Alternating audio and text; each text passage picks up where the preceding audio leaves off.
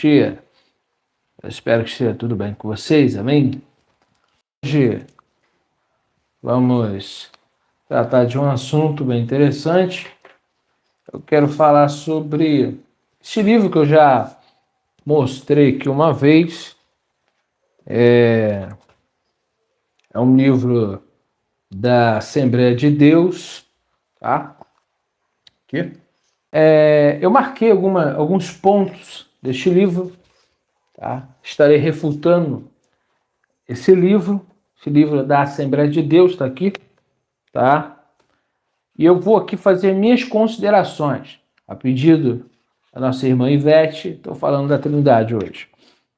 Bom, eu marquei pontos aqui desse livro que eu acho interessante. Se o áudio estiver legal, você dá um ok para mim, porque eu não estou fazendo sempre com o celular.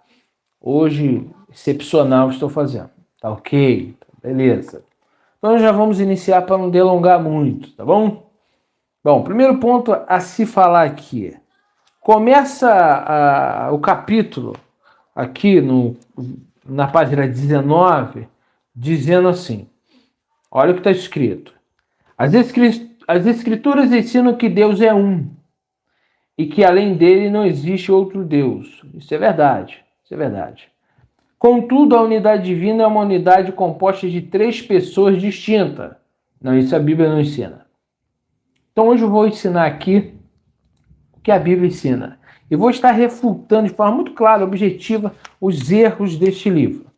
Mas vou ler aqui partes que eu marquei aqui, tá? Tá em amarelinho, para eu poder aqui não levar aqui 5 horas nessa live, tá bom? Então vamos lá. Olha o que está escrito aqui. São 3 divinas e distintas pessoas. É uma verdade bíblica que ultrapassa a razão e que é aceita pela fé. Olha isso aqui. Primeiro ponto aqui que nós temos que falar. Ultrapassa a razão e é aceita pela fé. Então, o que o texto está querendo dizer? Ó, não tem uma lógica. Você tem que crer. Aqui já está o ponto que precisava nem ler o restante do livro. Mas vou ler para ver outros equívocos aqui nesse raciocínio. Olha só. Nosso reconhecimento dos mistérios de Deus, especialmente da Trindade, exige que abandonemos a razão? Aí falou, perguntando, nada disso. Na Bíblia, de fato, há muitos mistérios, mas o cristianismo como religião revelada. Epa!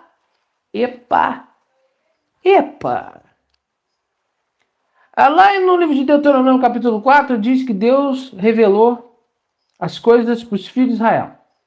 As coisas são reveladas para os filhos de Israel e as coisas ocultas pertencem a Deus. Se Deus revelou alguma coisa, primeiro foi para os hebreus. Então aqui já cai por terra que o cristianismo está revelando uma nova forma de divindade ou querendo explicar a divindade. Isso é falácia. Isso é falácia. Tá? Então aqui já vamos aqui refutando. Mas olha o argumento. Centraliza-se na revelação que, segundo sua própria definição, torna-se manifesta em vez de ocultar. A razão se vê diante de uma pedra de tropeço quando confrontada pela natureza paradoxal da doutrina trinitariana. Mas asseverou... Aqui começa. Martinho Lutero.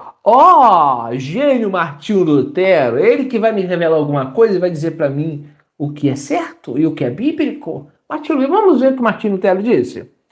Ele diz assim, de modo enérgico, disse ele, posto que se baseia claramente na Escritura, a razão precisa conservar-se em silêncio sobre o assunto.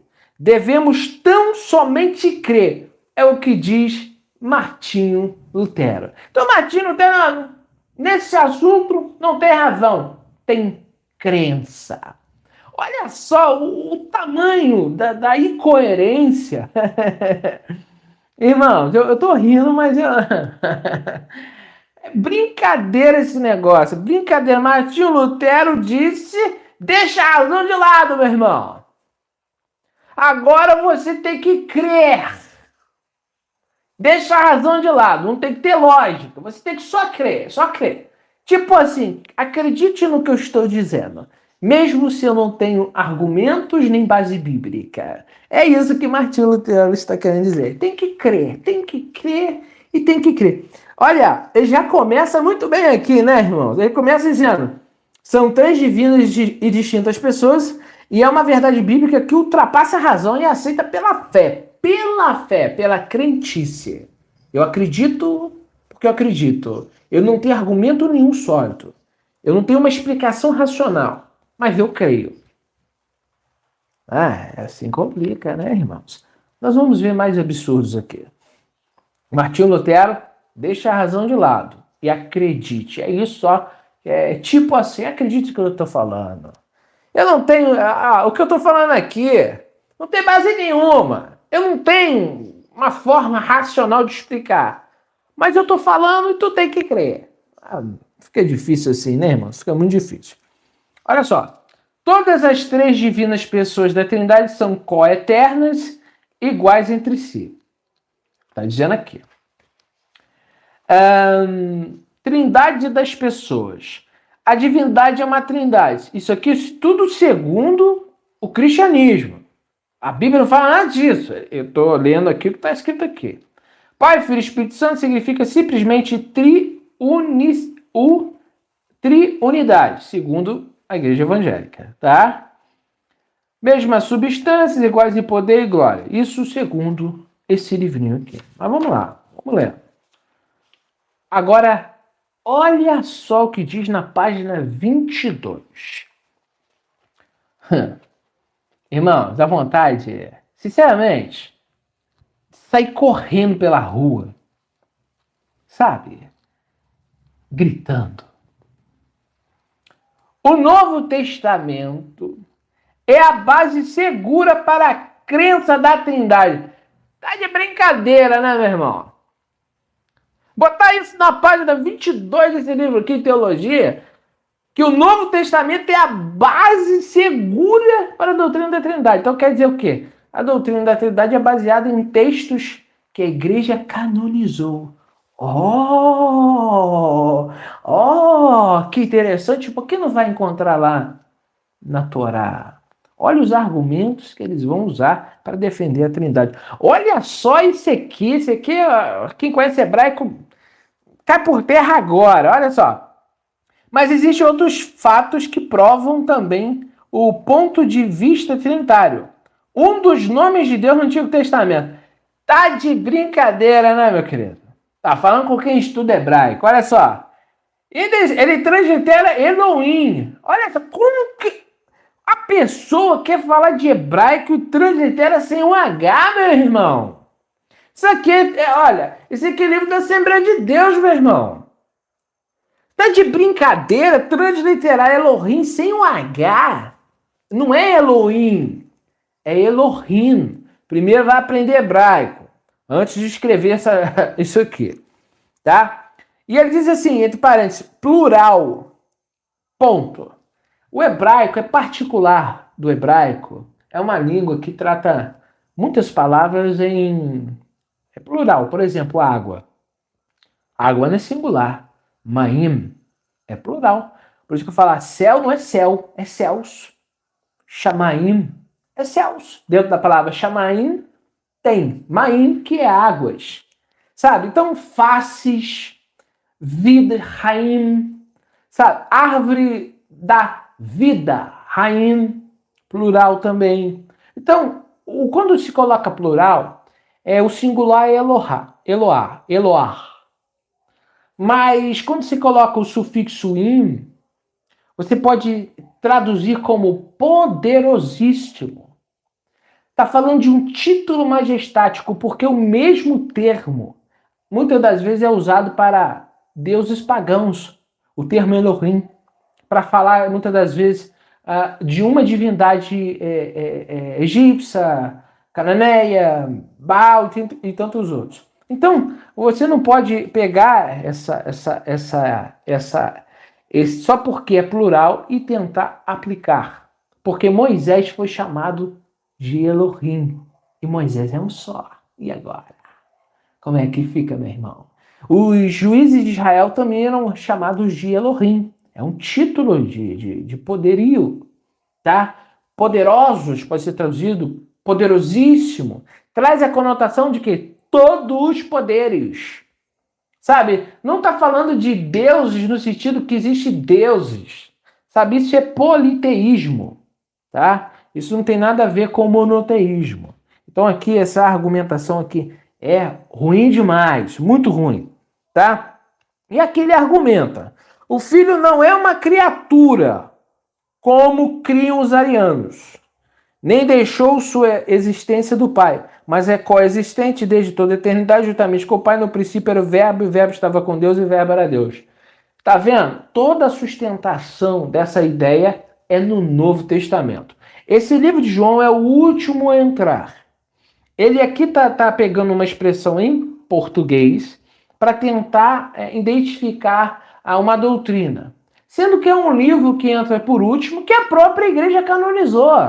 Então, tipo assim, quem que escreveu esse texto? Quem foi? Se no princípio era o verbo estava com Deus e o verbo era Deus, por que não está em Mateus, não está em Lucas e não está em Marcos e não está nas cartas paulinas? Por que só está em João? Pense um pouco. Pense um pouco. Pense um pouco aí, tá bom? Olha só. Quando ele vai falar aqui, o dogma teológico afirma a unidade ou a identidade dos atributos ou que os atributos são comuns a todas as três pessoas. Não se trata de três inteligências, três vontades, etc. Trata-se de uma inteligência, uma vontade. E aqui eu já refuto aqui, Mateus 26, 39, já estou refutando. Tá? Aqui está dizendo que é uma vontade. Não. Yeshua tinha uma vontade e o pai tinha outra. E depois eu vou mostrar os textos. Tá? E aqui sempre vai usar incompreensível que isso nos pareça. E vai argumentar tipo, não dá para entender. É um mistério. Mistério da Trindade. O Apocalipse fala do mistério lá, a grande meretriz que estava lá, mistério, escrito lá, mistério. Mistério lá no Apocalipse é a Trindade, tá? Não se explica, mas quer se ensinar. Credo de Liceno e Atanásio falam de Cristo como verdadeiro Deus. Aqui eu quero falar diretamente com os breanos. Com todo o respeito que eu tenho, porque um dia eu fui assembleano. Esse texto eu vou compartilhar com os breanos. E com todos que você puder compartilhar. É muito importante. Um livro protestante trazendo referência do Concílio de Nicéia. E aí que eu digo, aqui está o ponto central da conversa. Não é a primeira vez aqui que ele vai citar Concílio de Nicéia. Nós estamos falando de uma igreja que é protestante, mas que defende o credo católico, tá? Porque Atanásio era um bispo, tá bom? E aqui nós falando do Concílio de Nicéia, nós estamos falando de uma igreja que é protestante, que está argumentando usando um dito católico. Então, aqui que fica paradoxal, fica bem estranho. Quando eu digo que as igrejas saem da igreja católica, as pessoas não concordam. Você que diz, eu sou assembleano, vou morrer assembleano. Você tem conexão ao catolicismo. Se você não aceita, é porque você não quer enxergar. Eu estou falando de um livro protestante que defende uma ideia católica. Você aceitando ou não, essa é a verdade. Tá bom? Na página 23, esse livro aqui é da Assembleia de Deus, tá bom? Aqui, ó. IBADEP. Tá aqui o site, tá bom? IBADEP 1976-2012. Tá? Livro de teologia da Assembleia de Deus, tá bom? Falo com muito respeito aos assembleanos, mas tem, sim, essa conexão com a Igreja Católica, você aceitando ou não. Você não quer saber as suas origens? O problema é seu. Você quer continuar nisso aí? O problema é seu. Você acha que você está bem aí? Contigo mesmo. Aqui a minha voz é para falar a verdade. Não é para defender grupo 1 ou grupo 2. Tá bom? Eu vou falar a verdade. Tá defendendo aqui um credo. Ai, brincadeira. A doutrina da Trindade é justificada pela crença de que Deus conhece o amor e tem feito desde a eternidade. Olha só, presta atenção. Aqui o argumento é o seguinte, ó, a Trindade, a gente pode defender a Trindade porque Deus é amor. Para Deus amar, tem que ter alguém para ele poder manifestar o afeto. Olha a filosofia, ó. Só porque Deus é amor, Deus precisa de alguém para amar. Então ele precisava de uma outra pessoa para lhe manifestar amor. Esse é o argumento. Não tem nada de Bíblia aqui. Isso aqui é pura ideia, tá? É o argumento. Olha só, que havia na divindade uma verdadeira, embora misteriosa. Mistério é algo que não se explica. Pergunto eu a vós outros. Se não se explica, por que se ensina? Cara, pastor, bispo, padre, reverendo. Ai. Vamos lá, vamos continuar. Está deleitoso falar sobre isso. Desculpe meu jeito de ser, irmãos. Vamos lá, página 25. Por mais difícil que nos seja compreender toda esta verdade, temos aí, não obstante, uma doutrina vital e urgente. A história eclesiástica traz dramáticos relatos de grupos cristãos que teimaram em não fazer caso da Trindade, especialmente os judeus. A oração familiar e cotidiana dos judeus, Deuteronômio 6,4, enfatiza a suprema grandeza da unidade divina. Ouve Israel, Yahweh é nosso Elohim, Yahweh é um. Tá bom? E aqui ele vai dar mais uma argumentação. Enfim. Página 26. Não dá para ler o livro todo, então estou sendo bem rápido aqui. Historicamente, a igreja formulou a doutrina da Trindade em razão do grande debate a respeito do relacionamento entre Jesus de Nazaré e o Pai. Três pessoas distintas, o Pai, o Filho e o Espírito Santo. Olha aqui, tá? Preste atenção. Historicamente, a igreja formulou a doutrina da Trindade. A igreja formulou agora uma forma de pensar sobre Deus diferente. Porque não havia essa ideia, essa concepção e esse entendimento. Então Deus ocultou isso do povo de Israel, que ele é três pessoas. Então ele decidiu revelar bispos católicos. É isso, senhores. Ele desce no Sinai e não diz como ele é. Então ele decide, não sei quanto tempo depois, revelar a Atanásio que ele é três pessoas. Então ele não falou nada com o povo de Israel. Israel não ensina nada sobre Deus. Então agora os queridinhos cristãos é que tem a revelação. Você quer que eu acredite nisso? Se você gosta de fantasia e falácia, vá lá e acredite. Eu sou livre para dizer eu não acredito. Amém? Eu não acredito que Deus revelou a bispos, a padres, a papa. Não.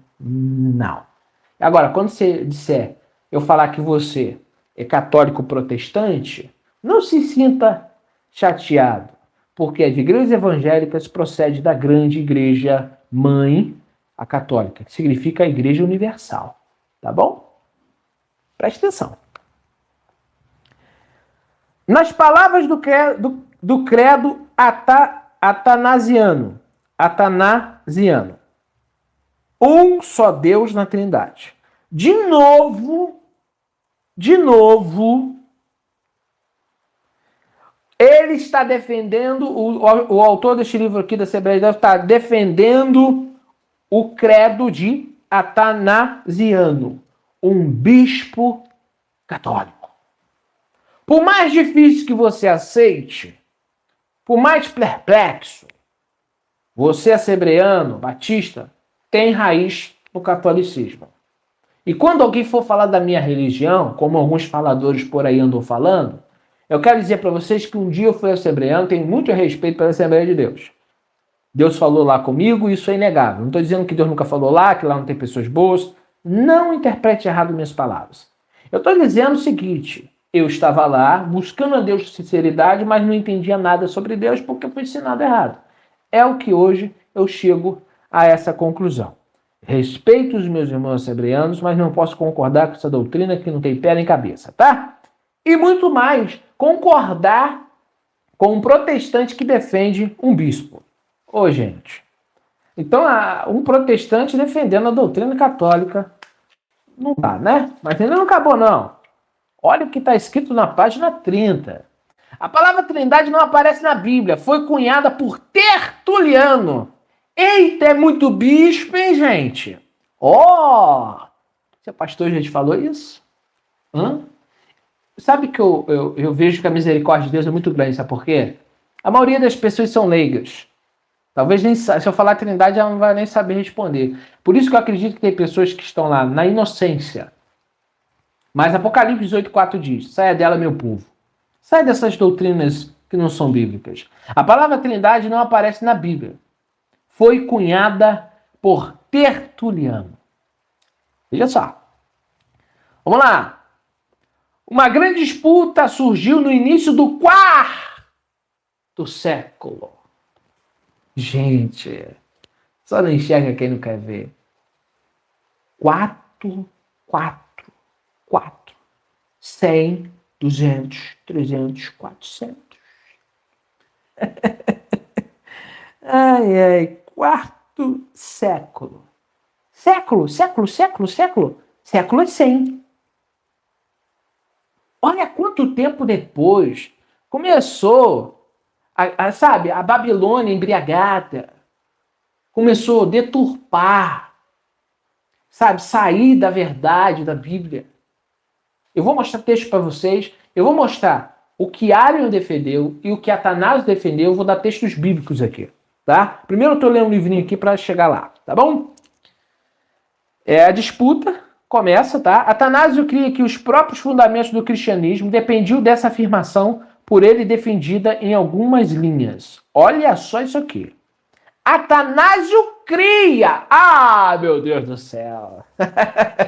Ele acredita, nós vamos acreditar no que ele está dizendo. Não está em Bíblia, não está citando versículo bíblico, não foi os apóstolos que ensinaram, não foi os profetas, não foi Moisés. Atanásio acredita. Tá vendo os seus fundamentos? Caro irmão. Depois o louco sou eu que quero ser Bíblia. Depois o errado sou eu que quero ser Bíblia.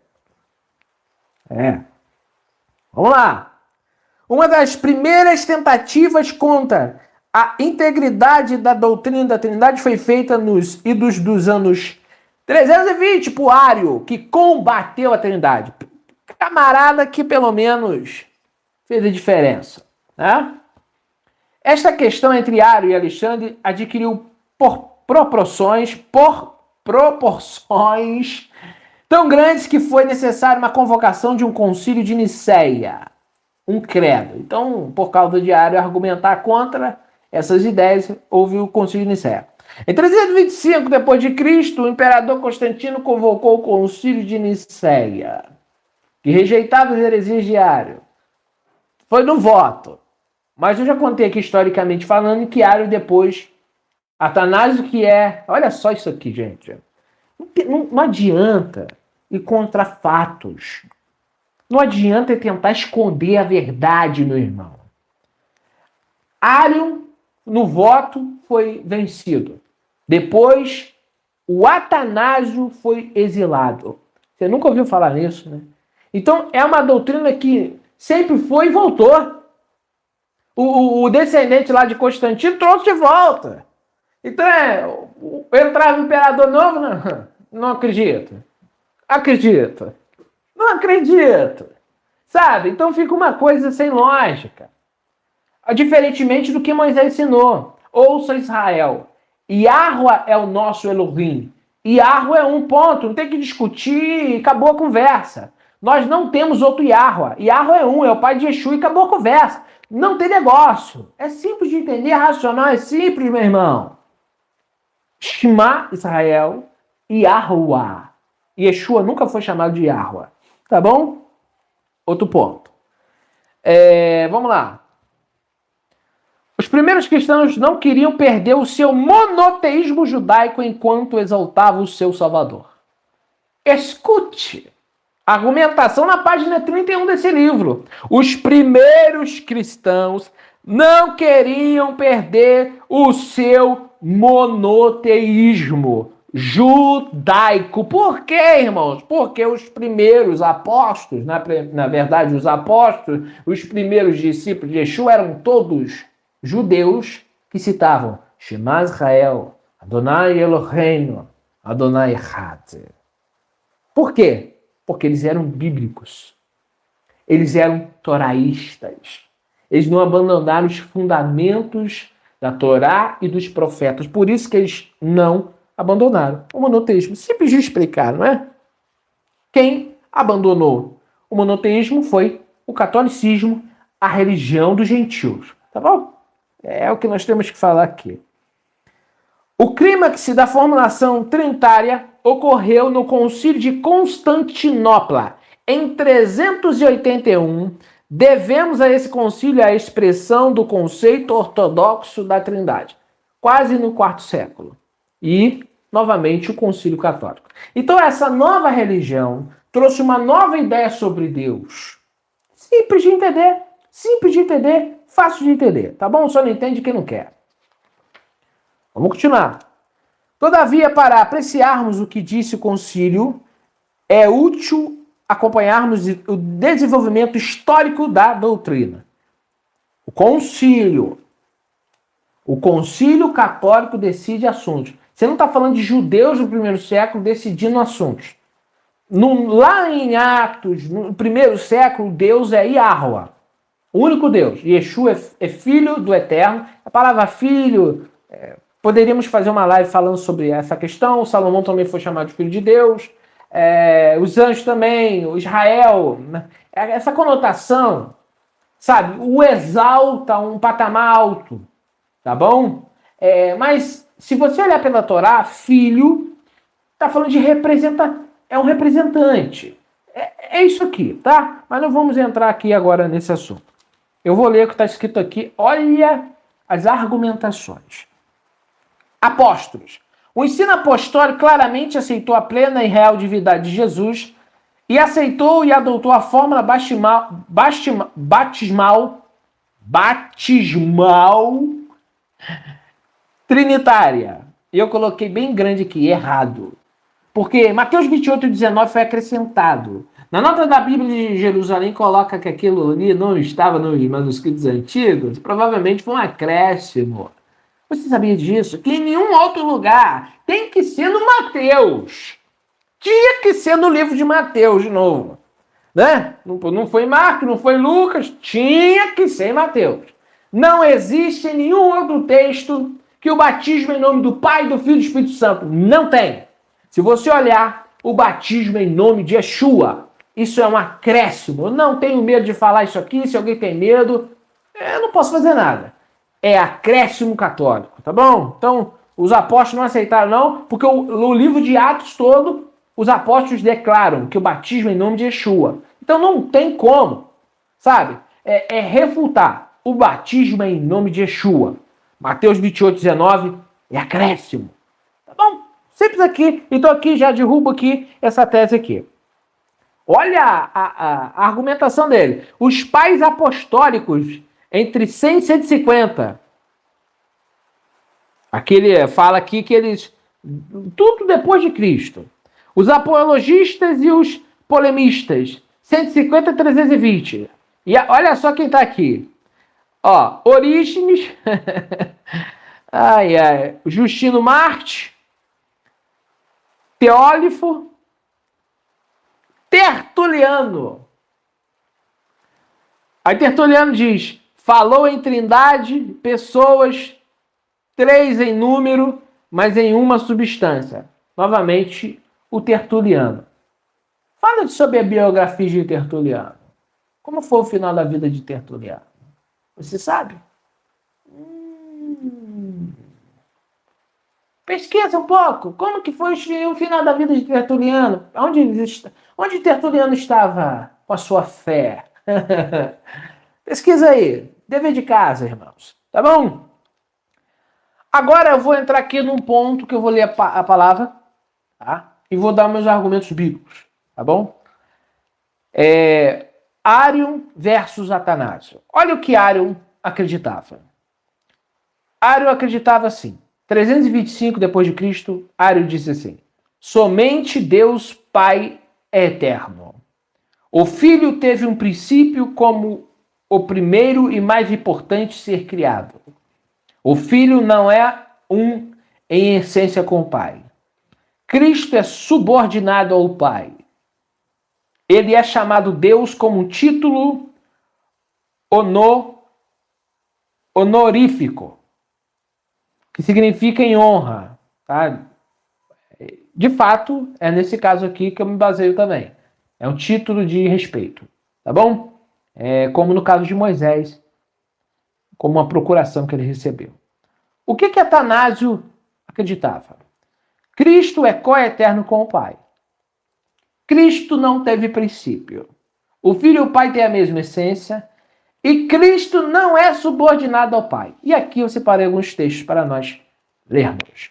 Olha só, eu marquei aqui no que Atanásio falou, tá? E vamos ver quem acerta mais nesse, segundo a Bíblia. Somente Deus Pai é eterno. Deuteronômio 6,4, Marcos 12, 29. O Filho teve um princípio como o primeiro e o mais importante ser criado. Apocalipse 3,14, Colossenses 1,15. Cristo é subordinado ao Pai. Mateus 23, 39, 1 Coríntios 15, 27. Tem outros textos, mas enfim, esses que eu coloquei. O que diz Apocalipse 3,14? Aqui nós vamos ler, tá bom? E no final aqui já termino, tá bom? Pra gente estar terminando. 3,14 Mateus, eu vou ler aqui primeiro, vou ler Apocalipse 3,14, vamos lá. Ao anjo da igreja em Laodiceia escreve: essas coisas diz o Amém, a testemunha fiel e verdadeira, o princípio da criação de Deus. Tá bom? O princípio da criação de Deus. Então, vamos ler. Tá? Então aqui, lá no Apocalipse, está dizendo que Yeshua é o princípio da criação. Bereshit. Mas, se não for suficiente, vamos a Colossenses 1,15. Este é a imagem do Deus invisível, primogênito de toda a criação. Primogênito de toda a criação. Primogênito de toda a criação. Tá ok? O Filho é subordinado ao Pai. Mateus 23, 39. Yeshua está lá no Getsemane. Nós vamos ler aqui se Cristo é. 23, 39. 26, 39. Aqui. 26, 39. Adiantando-se um pouco, prostrou-se sobre o rosto e orando, dizendo: meu Pai, se possível, passa de mim esse cálice, todavia não seja como eu quero, e sim como tu queres. Isso é submissão. Tá bom? Então, a Bíblia fala uma coisa e as pessoas falam outra, tá? Ai. Vamos lá. 26 aqui, porque eu marquei aqui diferente. É 6 aqui. Tá bom? 1 Coríntios 15, 27. 1 Coríntios 15, 27. Vamos lá. O que diz Shaul Rachalia, que escreveu antes dos evangelhos. Tá? Paulo escreveu antes dos evangelhos. Olha só. 15, eu vou ler do 26, 27. Vamos lá. 27. Porque todas as coisas sujeitou debaixo dos pés, e quando diz que todas as coisas lhe estão sujeitas, certamente exclui aquele que tudo lhe subordinou. O Pai não se submete a ninguém. Quando, porém, todas as coisas estiverem sujeitas, o Pai então colocou a criação sujeita ao Filho. Tá? Aquele que todas as coisas... Olha só. Então, o próprio Filho também se assujeitará àquele que todas as coisas lhe sujeitou, para que Deus seja tudo em todos. O que Paulo está dizendo é o seguinte: Deus não se assujeita a ninguém. mas ele colocou a criação em fez, né, está diante do filho, o filho controla a criação, mas o pai não. Então é como se o pai deu autoridade exclusiva ao filho para decidir as questões, tá bom? Presta atenção nisso. Quando o filho terminar tudo, ele se submete ao pai, que tudo lhe sujeitou, exceto o pai que não se sujeita. O que é isso? Submissão. Tá? Então não adianta aqui a pessoa argumentar, existem outros textos aqui. O que eu tenho para dizer para vocês? Tem mais texto? Tem. João 14:10. Vamos ver aqui. João 14:10 aqui é uma explicação bem simples aqui. Me pediram outro dia para falar sobre o Espírito Santo. Vou falar aqui, hoje eu vou falar de tudo aqui, né? Nessa questão aqui. Quem é o Espírito Santo? Vamos falar aqui nesse vídeo. 14:10. Diz assim: não credes que estou no Pai e que o Pai está em mim? As palavras que eu vos digo, não digo por mim mesmo. Yeshua está respondendo a Filipe. O Pai que permanece em mim faz as suas obras. A pergunta que eu faço é, você entende esse texto? Esse texto é fácil de entender. O Pai permanece em mim. João 16:32. Olha o que está escrito. Tá? Eis que vem a hora, e já é chegada, que sereis dispersos cada um para sua casa, e me deixareis só. Contudo, não estou só, porque o Pai está comigo. Como é que você entende isso? Ponto. Quando Yeshua sai do Rio Jordão, ele é batizado com Arua HaKodesh. Yeshua falou assim, eu expulso o demônio pelo dedo de Deus. Lá no pecado da blasfêmia, dos fariseus, ele diz, quem peca contra o Filho tem perdão, mas quem peca contra o Espírito não tem perdão. Por que ele diz isso? Porque o Espírito Santo é Deus. E na Torá, fala da blasfêmia contra Deus. Então, quem está com Yeshua, quando Yeshua está fazendo os sinais? O Pai. Como? O Espírito Santo. O próprio Paulo falou que Yeshua tem a plenitude da divindade. Então quer dizer o quê? O Pai está em Yeshua. Por isso que ele diz, Filipe, esse tempo todo estou convosco. O que ele quer dizer nessa linguagem? O Pai está manifesto nele. O Pai está dentro dele. Então, quando o Yeshua está falando, é o Pai falando. Yeshua é um instrumento, é um vaso nas mãos do oleiro. Você está entendendo? E vai ter pontos aqui que Yeshua vai dizer, eu transmiti as palavras. Quer dizer o quê? Deus está nele e está falando através dele. Simples de entender. João 20, verso 17. Tá? Então, quem é o Espírito Santo? É Deus.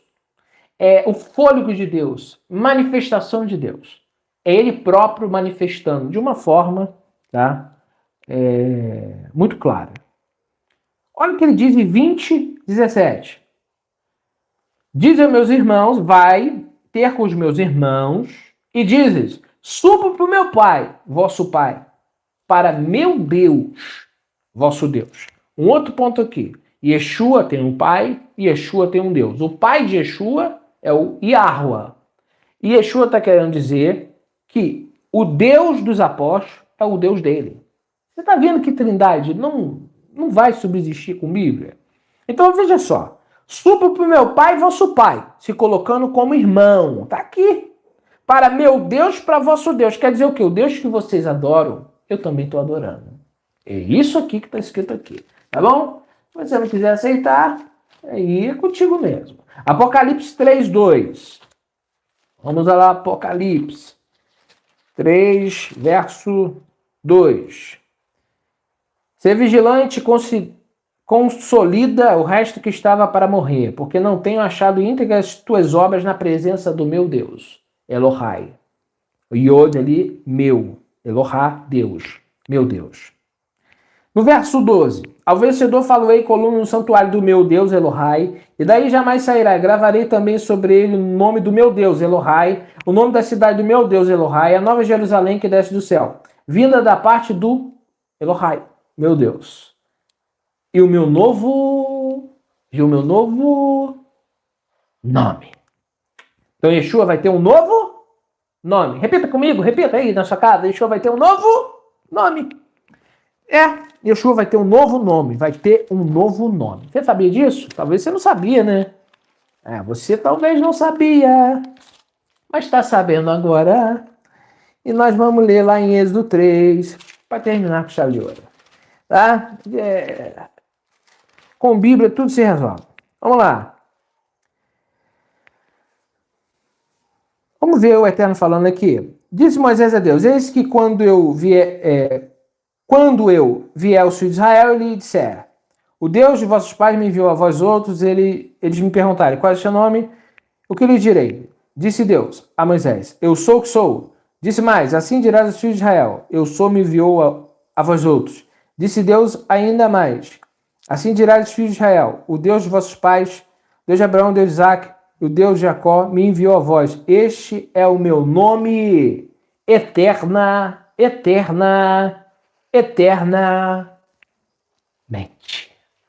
Já leu na sua Bíblia aí? 3,15? É na sua Bíblia. Compara com o Apocalipse que eu li agora. Não resolveu, não? Ai. Isso é Bíblia, irmãos. Isso é coerência. Isso é sem deturpar, sem inventar e sem acreditar em fantasia. Este livro aqui mostra que os evangélicos acreditam numa crença, não numa doutrina. Doutrina é isso que eu estou ensinando. Yeshua tem um novo nome, Deus não tem um novo nome. Porque esse é meu nome eternamente. E Yeshua está falando em Apocalipse que terá um novo nome. O Eterno está dizendo, não, este é meu nome para sempre. Viu como que não encaixa? Se Cristo é o próprio Deus, por que ele tem um novo nome? Diga para mim, irmãos. Resolva essa questão. Como que ele é o próprio Deus e diz que Deus está nele? Como ele diz que é o próprio Deus e o Espírito Santo está nele, que é o próprio Deus, a manifestação do Espírito. É o Eterno, em Espírito. Tá bom? Então fica fácil de entendermos. O que eu queria aqui dizer que a Trindade é uma doutrina católica, historicamente falando. Isso vem depois que Roma torna o Império Cristão. Na época dos apóstolos, o Shema Israel é lido todos os dias. Esse livrinho aqui só nos traz argumentos sólidos, tá bom? Agora, a essência de Yeshua eu não vou me atrever a querer dizer. Eu dei os textos bíblicos embasados na Bíblia. Se alguém chegar para mim e falar, Felipe, você é um herege, peraí, eu só li os textos bíblicos. Eu estou lendo o que está na Bíblia. Estou interpretando o que está escrito. Não estou fazendo mais nada além daquilo que está escrito. Tá bom? Então o Eterno, ele é o Pai.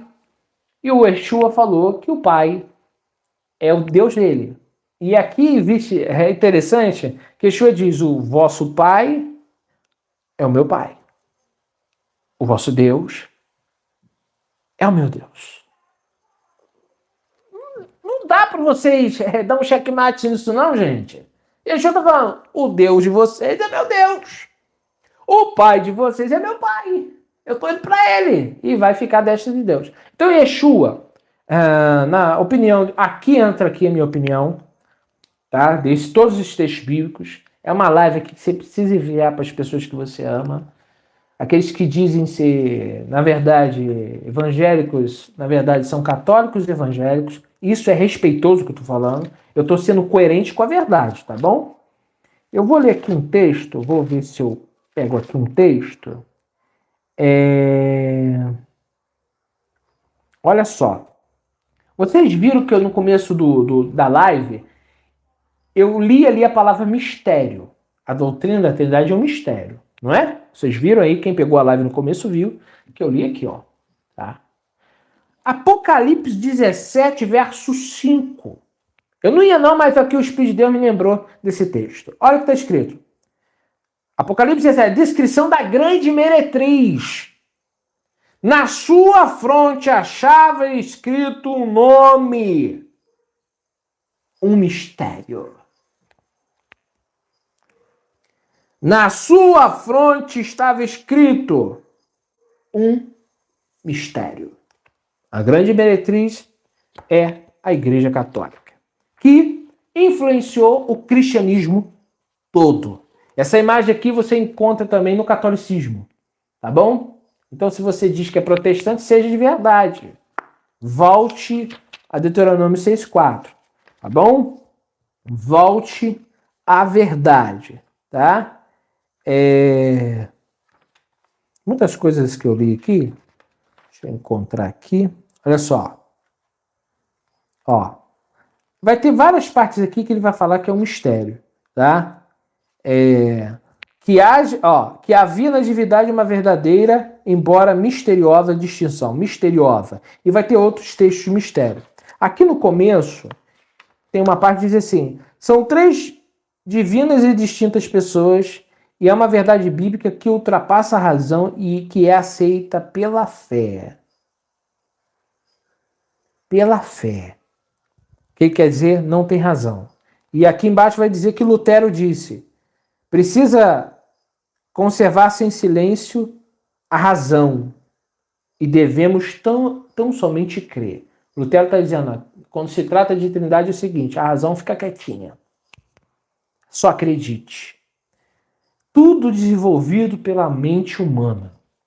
Eu vou deixar Deuteronômio 6,4, Marcos 12, 29, tantos outros textos que diz que Deus é um, os outros textos.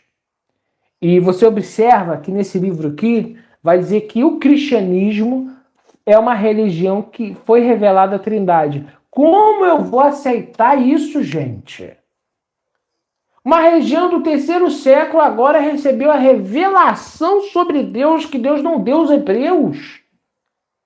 Como que eu vou aceitar um negócio desse? Simplesmente você tem que acreditar, não dá para explicar, tá dizendo. Ó, eu vou falar um monte de palavra aqui, mas racionalmente você não entende coisa nenhuma. Mas no final das contas você tem que crer. Vocês não conseguiram perceber que existe alguma coisa de errado? É um quebra-cabeça que nunca se monta? Se é mistério porque se ensina? Se é uma coisa que não tem lógica e que não tem razão, por que se ensina? Por que se gasta as páginas de um livro para explicar aquilo que não dá para explicar? Já parou para perceber que é uma loucura isso? Eu estava vendo um médico Loyola falando hoje que o que está acontecendo no mundo hoje é meio estranho. Ele está falando da máscara. A máscara resolve, mas não resolve. Esses dias eu fui num shopping, fui no banheiro. Chegou lá, estava escrito, só pode entrar de duas pessoas. E eu perguntei à moça que estava com um sprayzinho de álcool na mão. Eu falei o seguinte, explica aqui o negócio aqui. Não pode aglomerar dentro do banheiro? Não, não pode. Mas pode aqui fora? Aí eu perguntei, qual é a lógica? É a mesma coisa. Pode aglomerar uma fila enorme na porta do banheiro. Mas não pode aglomerar dentro do banheiro? Aí você entra para ir no banheiro. Fez isso tudo, não pode aglomerar. Aí você chega, se você quer tirar um papel, você tem que meter a mão na paradinha lá e rodar, porque não desce o papel não sai. O papel de toalha, de secar a mão.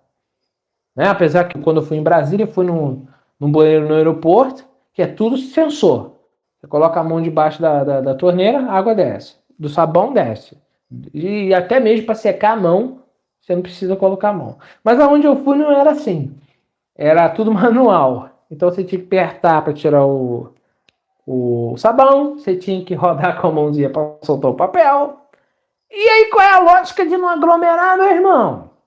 Qual é a lógica? Aí você chega na frente, não pode entrar dentro da praça de alimentação de uma marca aí. Não vou citar aqui, fazer comercial também não. E aí, não pode estar em faixa amarela. Tá em faixa amarela? Mas espere um momento, eu não posso sentar para lanchar aí dentro. Mas esse filaço que tá aqui. Tem uma fila enorme aqui fora para comprar aquele sorvete de casquinha. Uma fila enorme, aglomeração terrível.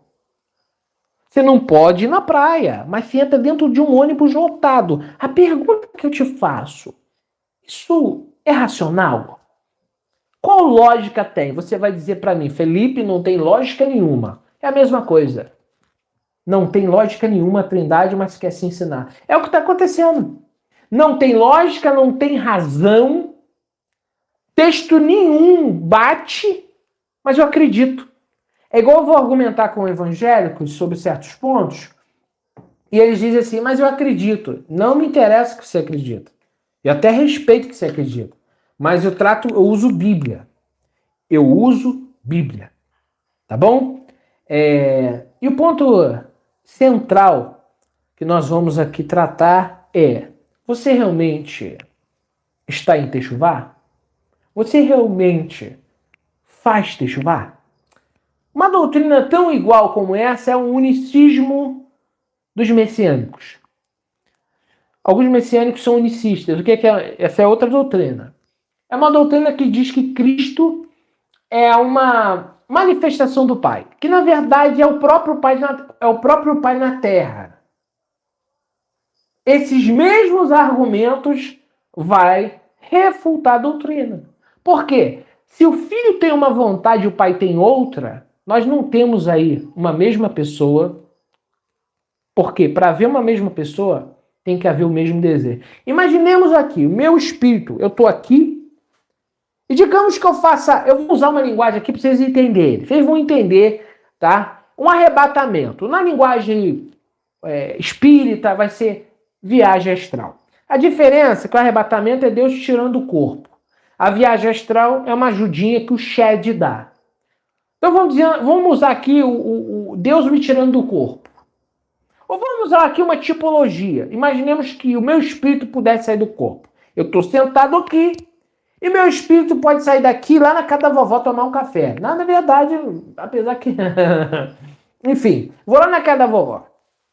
Chego lá na casa da vovó, aí eu te pergunto, eu fui lá dentro da casa da vovó, 60 quilômetros daqui. Quem foi lá? Fui eu. Por quê? Meu espírito foi lá. Quem ficou aqui? Meu corpo. Aí sim tem sentido. Por quê? Eu tô aqui, meu corpo, minha matéria, mas meu espírito está lá. Digamos que eu pudesse dividir o meu espírito em duas partes. Uma que vai para o norte e uma que vai para o sul. Digamos que eu quero ir na casa da vovó e, ao mesmo tempo, eu quero ir fazer uma viagemzinha de 1.300 quilômetros lá na casa do Satu para tomar um café com o Satu. Digamos que o meu espírito repartisse em dois.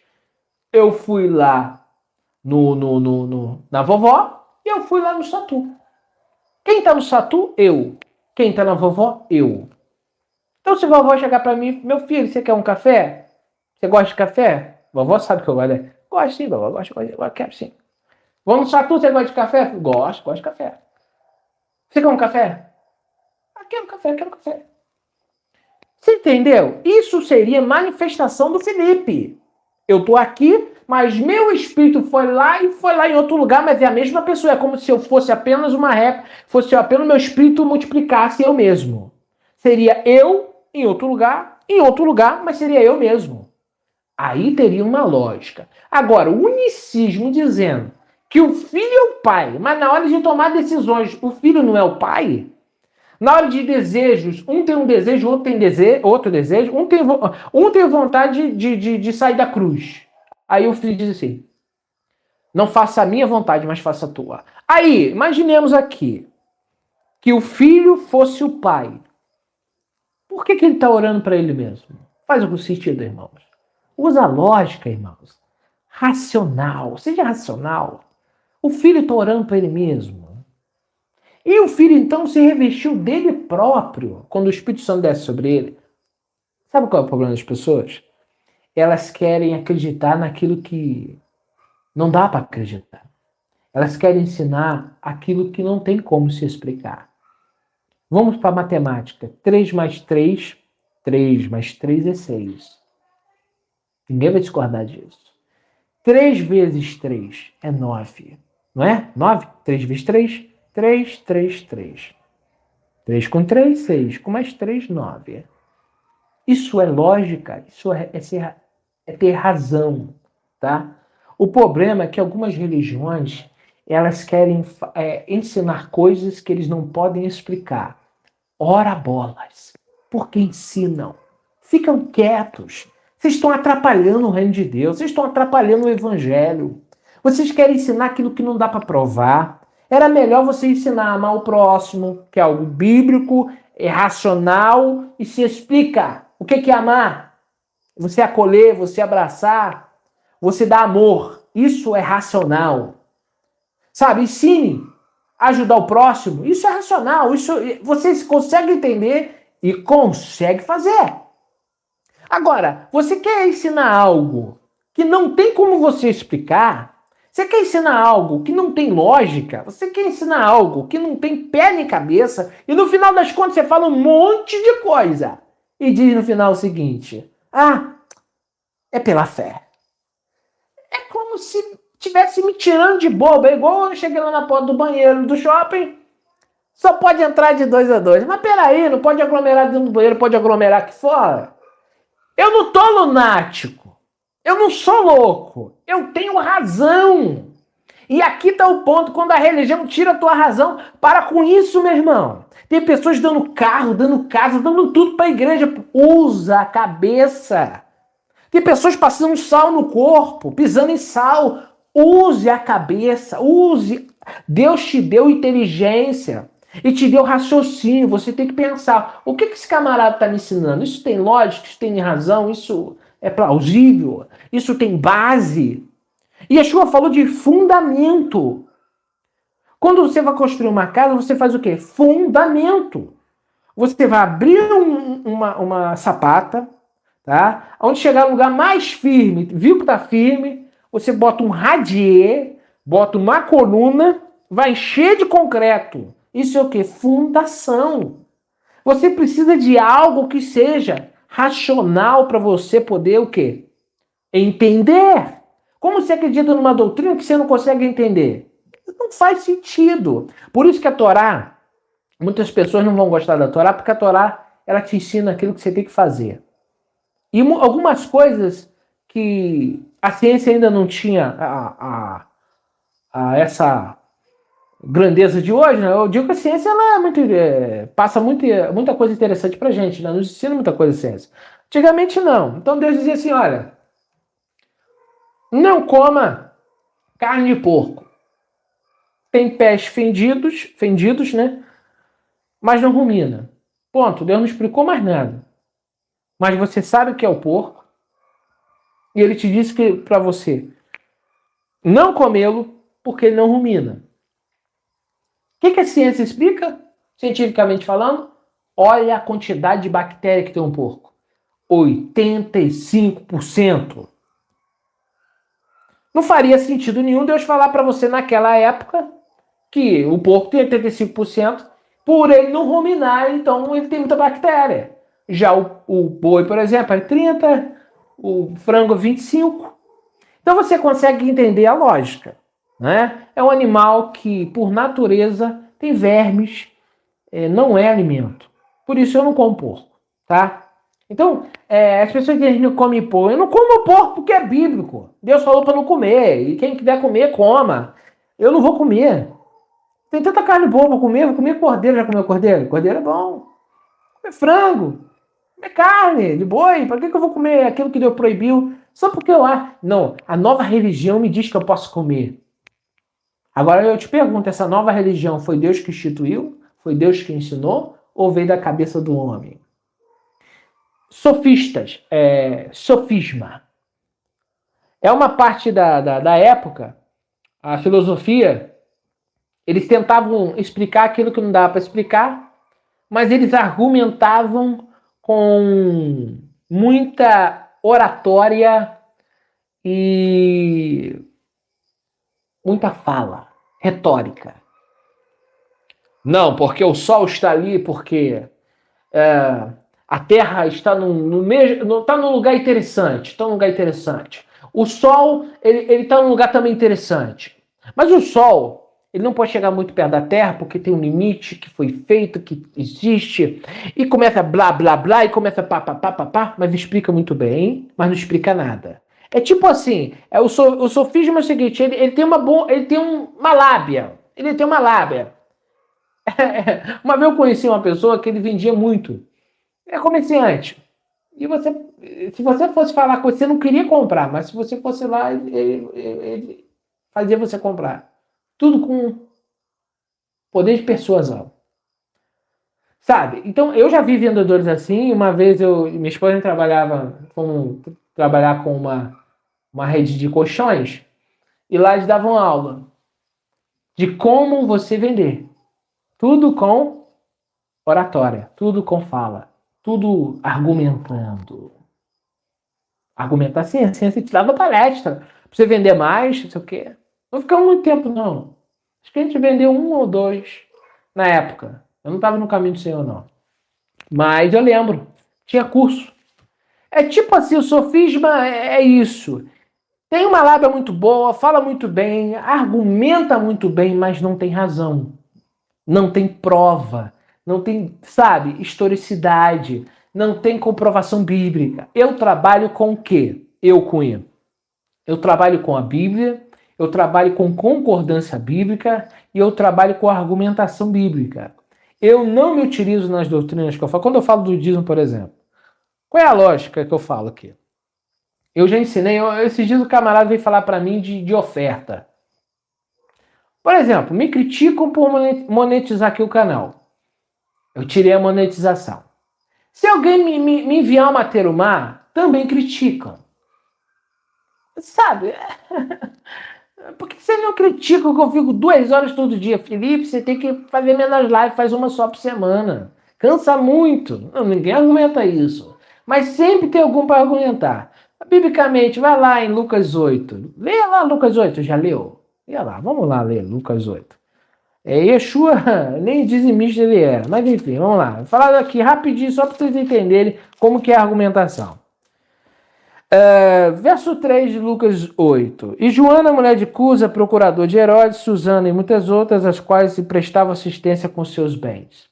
E Yeshua não estava trabalhando mais como construtor de casa, então ele não dizimava. Primeiro que dízimo era produto da terra. E carpinteiro não mexe com terra. Ele é o chefe de obra, na verdade. Mas ele está recebendo assistência, ajuda de pessoas. Então aqui você vê que Yeshua recebia assistência. E ele não dava dízimo. Por que eu consigo saber que ele não dava dízimo? Sem criar sofisma. Sem ficar aqui argumentando, cheio de conversinha fiada. Como que eu sei que Yeshua não dava dízimo? Como que eu sei? Eu sei pela Torá. A Torá diz o seguinte: de todo produto, de tudo que sai da terra, de tudo, por exemplo, bois, frutas, tudo que sai da terra, ou animais, né? Você vai dar a 10ª parte. Só que a Torá, ela tem várias leis concernentes, tem lei sobre impostos, tem o shekel, tem sobre despojos de guerra. Você sabe que despojos de guerra era dado 1/5? O que é 1/5? Para pensar, o que é 1/5? 1/5, 1/5, 1/5. Vamos lá. 100 dividido por 5. 20. 1/5. É o 100 dividido por 5. 1/5 é 20. 20, 20, 20, 20, 20. Então 20 é 1/5. Né? 20, 40, 60, 80, 100. Então 1/5 dos despojos de guerra. Tem essa lei na Torá. Tem a lei do shekel. Todo homem acima de 20 anos tem que dar uma vez por ano na contagem, que é no censo, um valor específico. Vamos supor aqui que seja 20, 25 reais, 50 reais. Todos os homens daquela faixa etária davam em resgate do primogênito, né? Por causa disso, o shekel. Então você observa que existe leis sobre dinheiro, sobre despojos. Então as pessoas só olham o dízimo, não olham os outros. Por exemplo, nas festas bíblicas você não poderia ir de mão vazia nas festas. Você sabia disso? Não venham de mão vazias. Não está falando de dízimo, está falando de oferta. Então as pessoas só olham o dízimo e se esquecem que tem outras leis. É igual no nosso país. Tem IPTU, tem imposto de renda, tem imposto de renda, tem imposto de PVA, tem um monte de imposto. Para você saber quais são os impostos bíblicos, você tem que ler a Bíblia. Então as pessoas só olham o dízimo, porque dízimo é 10%. E só olham a oferta. Terumá. Mas a oferta é só dada para a igreja? Não. Vamos lá. Como que foi construindo a sinagoga de Cafarnaum? Com oferta. Terumá. Terumá. Sabe, então, tem 3 palavras que eu já ensinei. Terumá, Maaser e Tzedaká.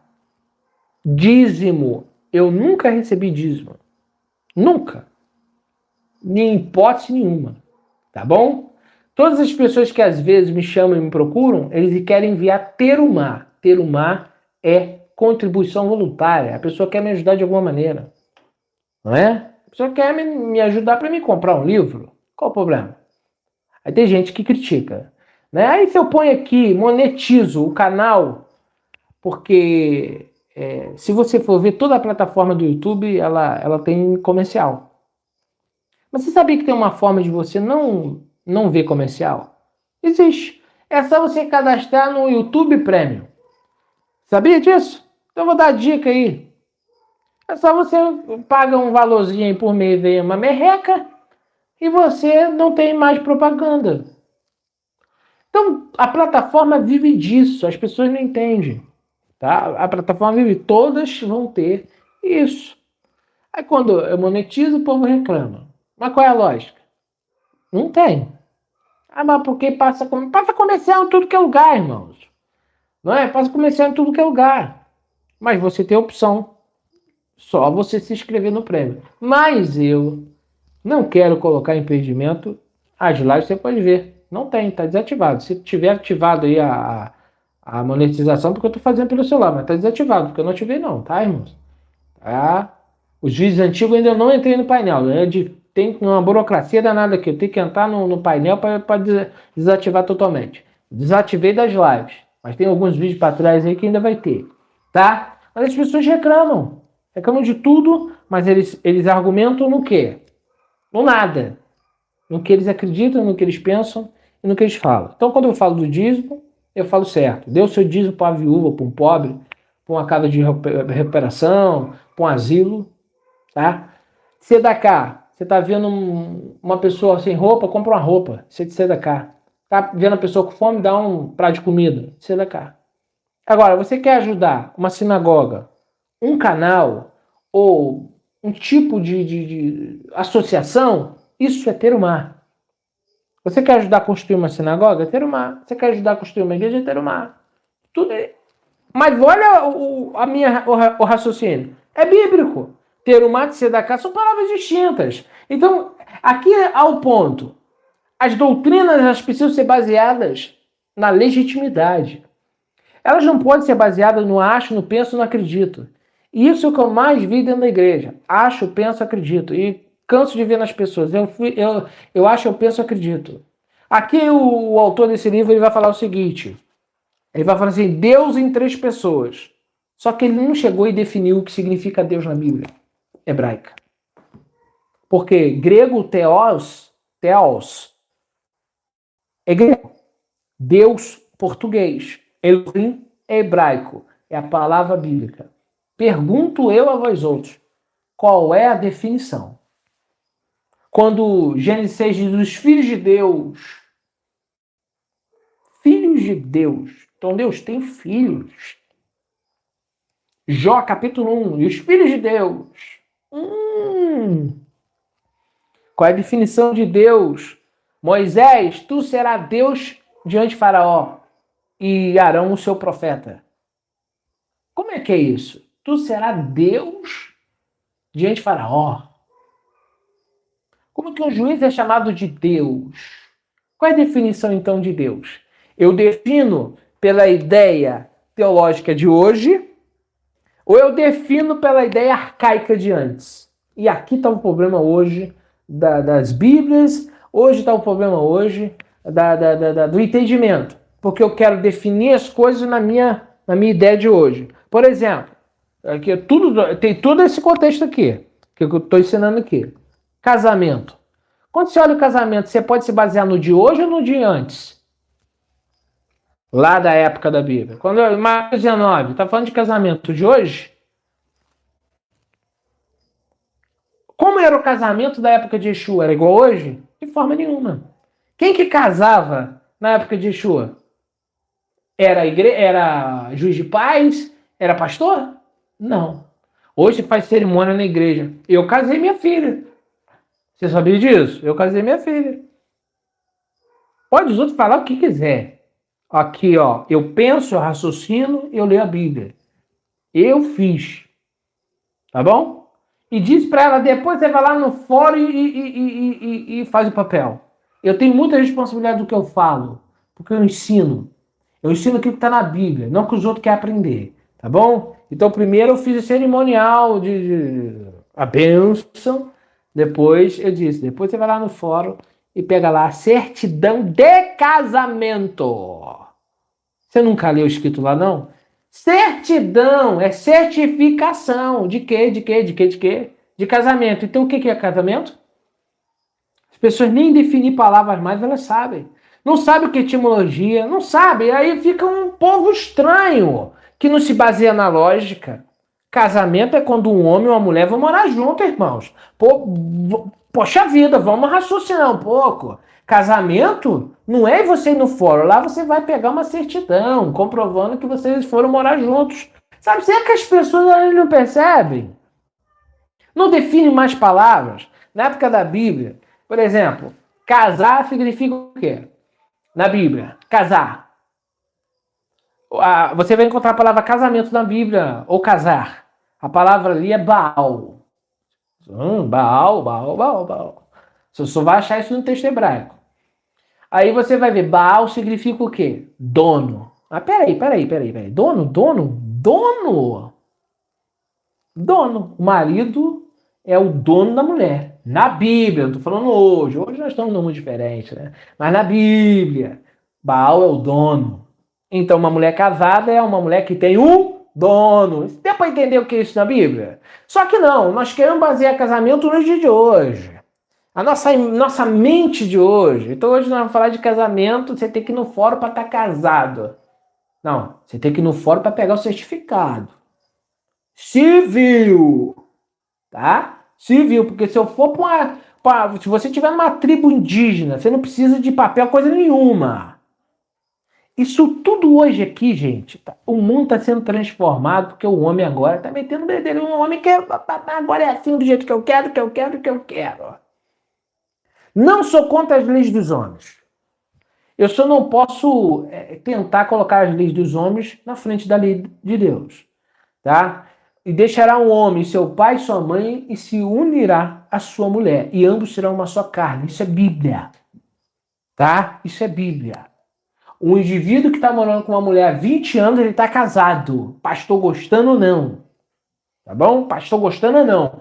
Adultério é quando há uma traição. E fornicação, uma palavra inventada agora, que inventaram e botaram na teologia. A fornicação é a palavra pornos, porneia. Ok? Eu estou conferindo no grego. Porneia significa o quê? Relação sexual ilícita. E a palavra porneia se encaixa, tipo, relações sexuais ilícitas de que jeito? Por exemplo, adultério, de forma geral. Sexo com animais, na antiguidade tinha isso. Sexo entre parentes, são relações ilícitas. Tá? Relações com uma parenta, né? Aí também entra nessa questão de pornos, tá? Então, fornicação, ela dá a entender o quê? Sexo fora do casamento. Seria válido essa palavra quando você fala de jovens, por exemplo, que têm relações e não se casam depois. Por exemplo, um jovem se relaciona com uma mulher hoje, digamos que os dois sejam virgens. Aí se relacionam. Eles vão lá, não tiveram lá o devido cuidado e acabaram se envolvendo. Aí chega aqui para mim, Felipe, nos diga o que nós temos que fazer. Nós excedemos e nós erramos. Eu vou dizer para ele e para ela, vocês fizeram um corpo. Vocês se uniram de forma, humanamente falando. Agora vocês têm que primeiro falar para o homem. Você vai pedir perdão à família dela, pede perdão aos pais dela, e agora você vai assumir ela. Casar. E o quê? O que quer dizer casar? Vocês vão morar juntos, vocês vão legalizar esse matrimônio. Aí vocês vão viver a vida de vocês. Aí quando hoje nessa sociedade não se ensina mais isso, que eu tô falando aqui, o que a pessoa faz? Tem relação com hoje, aí larga. Namora outra amanhã, larga. Aí entra pornos. Que na verdade não seria fornicação. Seria mais forte, seria prostituição. Só que fornicação fica mais bonitinho, né?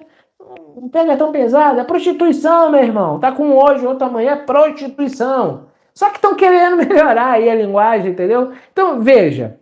Biblicamente, você vai interpretar o texto dessa forma. O camarada tem relação com hoje, com outra amanhã, com outra daqui outro mês, com outro mês. É prostituição, não é fornicação. Essa palavra é a palavra inventada. Então, a palavra adequada é prostituição. Está se prostituindo. Quer dizer o quê? Está tendo relação fora do casamento. Que quer dizer o quê? O casamento é o quê? É quando você decide, publicamente falando, assumir esse relacionamento com alguém. Isso é casar. Estou assumindo, estou vivendo com essa pessoa, me casei com ela, estou morando com ela, estou vivendo com ela, e estou respeitando ela, está me respeitando, nós temos uma aliança. Isso é casar. Isso é casar. Sabe, aí você vai lá no cartório, e, bem legal, vai lá e faz isso tudo direitinho. Né? Acerta lá, assina o papel, tudo bem, eu não sou contra. Sou até a favor, mas o ponto é que eu não posso usurpar a palavra, eu não posso defraudar a palavra.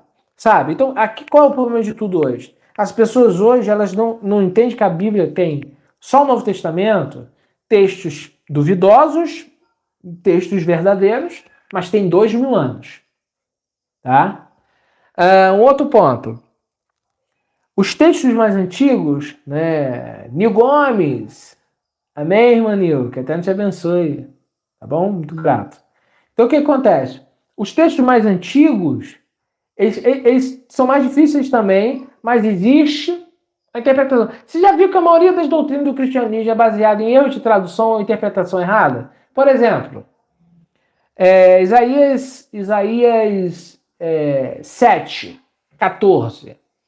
E o próprio Senhor vos dará um sinal. Eis que a mulher, a jovem moça grávida dará à luz um filho. Será chamado de Emanuel. Aí no Novo Testamento está lá. E por isso será chamado... para se cumprir o que foi dito pelo profeta. E a virgem conceberá e dará à luz um filho. Olha a diferença de tradução, gente. Vamos usar o raciocínio. A jovem grávida dará à luz um filho. Ela está grávida. Ela está. A tradução errada. E a virgem conceberá. Isso não é presente, isso é futuro. Só que o texto hebraico não é profecia. Ele é um sinal ali. E a jovem mulher grávida. Já está grávida, meu irmão. A jovem mulher está grávida. A mulher de Acais. E só que eles pegam, traduzem diferente a seu bem prazer, do jeito que eles querem, estão nem aí para quem está lendo, e colocam a virgem conceberá, tipo para fazer uma profecia que não existe, nem aqui, nem na China, nem em lugar nenhum. Só aqui, ó. Mas está na Bíblia. Está na Bíblia todo mundo, mas eu quero ver se está nessa Bíblia aqui, ó. Na Bíblia hebraica. Está na Bíblia hebraica? Não está. Está no grego, que foi o quê? Traduzido por quem? Porque os 70 irmãos só traduziram a Torá. O restante dos livros não foi traduzido pelos 70 rabinos. Tá bom? Então, tem muita coisa que está no seio da comunidade que é errado. Só porque a pessoa pega a palavra maaser, teve um irmão que ficou com raiva de mim porque eu disse que dízimo não é para a igreja evangélica. E repito, dízimo não é para a igreja evangélica nem para a sinagoga. Tá? Isso pela coerência e razão da Bíblia. E aí ele falou, não, mas está escrito aqui no Abraão deu dízimo dos despojos de guerra. Verdade, Abraão deu para Melquisedeque. Né? Verdade. Ele deu para Melquisedeque. Mas não do salário, não dos esforços dele. Não foi do que ele trabalhou. Foi despojo de guerra. E outra coisa, não sabemos a motivação desse Maaser. Isso pode ter sido um imposto. Eu não posso pegar só porque tem uma palavra ali e tentar aplicar generalizando. E outro ponto, essa palavra está em Gênesis, só que quando a lei foi dada as instruções a partir de Moisés, e você não vê esse dízimo em cima de dinheiro. Então você fica claro que existe o imposto dos despojos de guerra, que eu já falei, mas não existe o imposto sobre o assalariado. É como não houvesse uma lei, então como não há lei, não há pecado. Então, se não tem uma lei dizendo para mim, você tem que dar 10% do seu salário, ó, carpinteiro. Todos os trabalhadores darão um imposto de 10% do soldo. Tem na Torá? Não tem. Então não pode ser pecado, porque só há pecado quando há transgressão.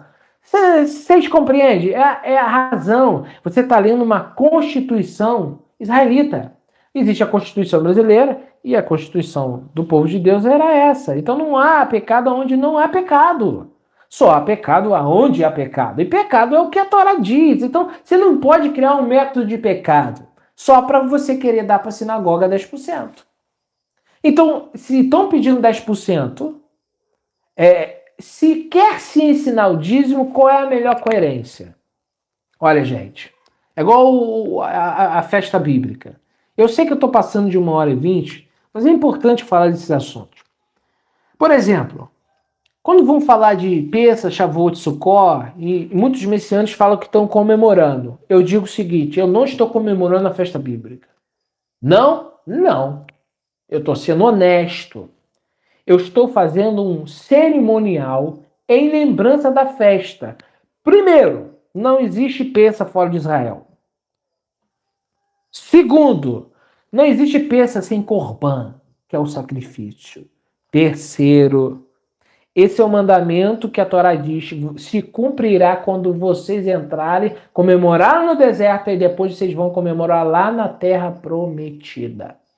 Então, Pessa é uma festa bíblica para aqueles que entraram dentro de Jerusalém. Segundo, se eu comemoro um cerimonial de Pessa, eu não estou comemorando a festa em si, eu estou fazendo uma lembrança por causa de um texto que Yeshua fala, fazer em memória de mim. Então eu faço esse cerimonial, mas deixo claro, não existe Pessa fora de Israel. E eu estou fazendo apenas uma lembrança. Segundo, é a única festa que eu acho que eu estou fazendo é essa. Não faço Shavuot. Por que não faz Shavuot, Felipe? Shavuot é a festa das colheitas. Tem a ver com os frutos da terra. Mas, como o Shavuot também fala da entrega da Torá e do batismo do Espírito Santo, no dia da festa eu falo o que é. Sabe? Então, como que era a festa bíblica? Tinha que ir para Jerusalém, 7 dias de festa, ninguém trabalhava nesse dia, todo mundo lá. Você não vê Yeshua comemorando Pessa na Galileia. Você não vê Yeshua comemorando Pessa, ou Shavuot, ou Sukkot, ou Hanukkah em Galileia. Você vê ele sempre subiu para Jerusalém comemorar a festa. Subiu para Jerusalém para comemorar a festa. Por quê? Porque só pode se comemorar lá, porque é lá que tem o templo. Então, eu estou usando o quê? Eu estou aplicando aquilo que é bíblico, racional, fácil de entender, sem nenhum tipo de complicação. O problema é quando eu quero viajar na maionese, como muitos estão aí. Aí você vai comemorar uma festa aí judaica ou messiânica, que os messiânicos também copiam muita coisa dos ortodoxos. Você vai ver a bandeja, tem ovo.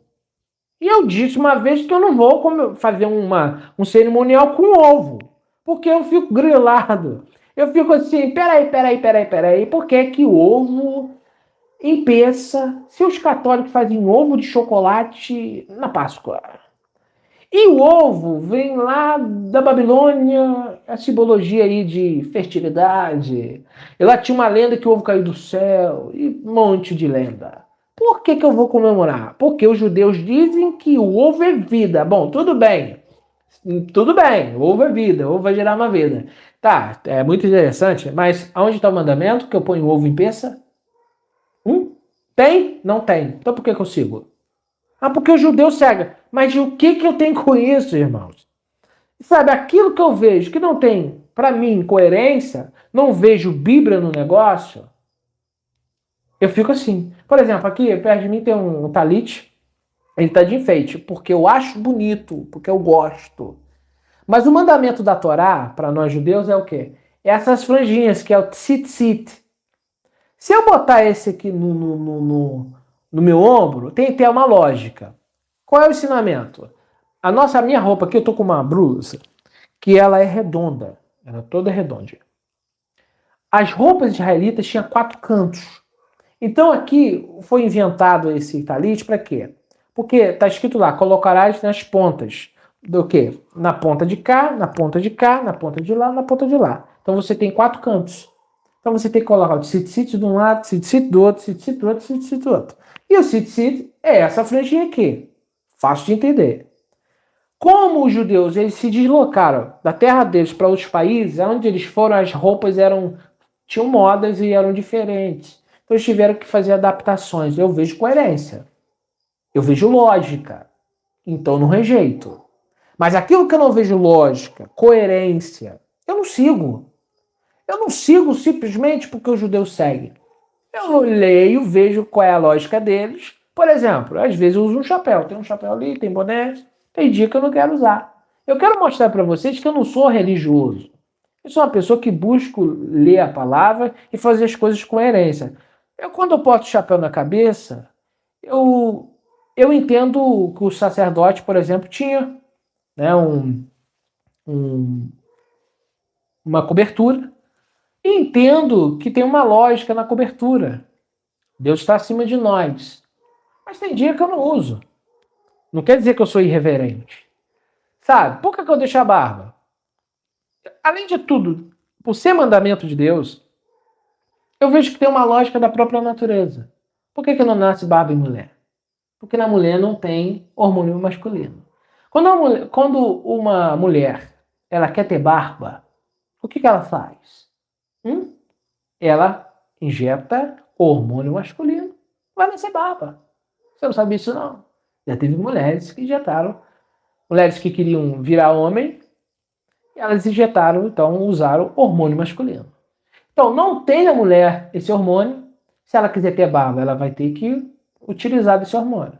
E aí que eu te falo, existe uma lógica, existe uma razão. Por que Deus deu barba no homem e não deu na mulher? Isso me ensina muita coisa. Então eu sigo as coisas por coerência, por mandamento. Tem que ter razão.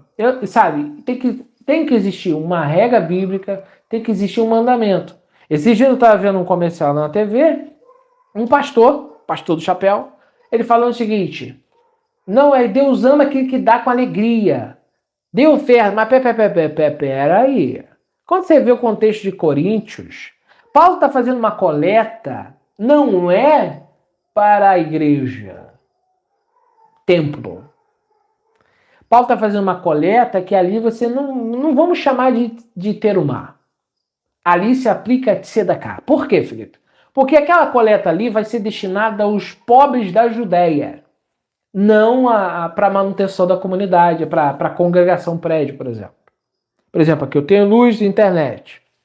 Vamos dizer que eu gasto aqui R$120. E se eu pegar alguma terumá e pagar isso aqui, eu estou fazendo o quê? Eu estou usando uma oferta terumá. Agora não faz sentido nenhum no caso de Corinto, porque Corinto não está pedindo terumá para pagar despesa de luz, porque não tinha, de internet, porque não tinha. Se fosse para a manutenção de roupas do apóstolo Paulo, ou alimentação dele, faria sentido. Mas quando Paulo pede lá que Deus ama quem dá com alegria, lá no contexto está escrito que ele enviaria para quem? Para os pobres da Judéia. Ele repete isso lá em Gálatas 1, que ele seguiu a orientação de Tiago e de João, dizendo que era para eles não esquecerem os irmãos pobres.